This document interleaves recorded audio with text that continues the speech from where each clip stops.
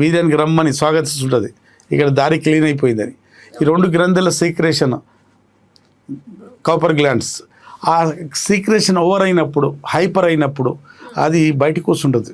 మనం అమ్మాయితో మాట్లాడినా, అమ్మాయి గురించి ఊహించుకున్నా, ఏదో ఒక లవర్ గురించి ఊహించుకున్నా కూడా దానికి hyper secretion of Cowper gland అంటారు దానికి.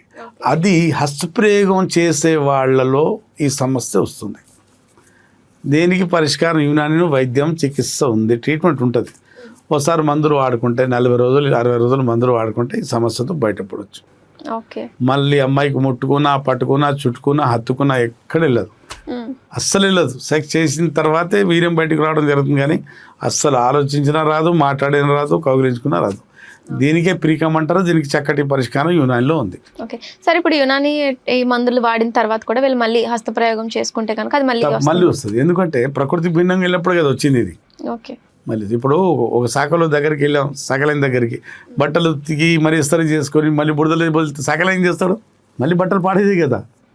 ఆరోగ్యం కూడా అంతే. మనం మళ్ళీ కొట్టుకున్నాం, మళ్ళీ చేసుకున్నాం, మళ్ళీ చూసుకున్నాం అంటే మళ్ళీ పాడవుతుంది.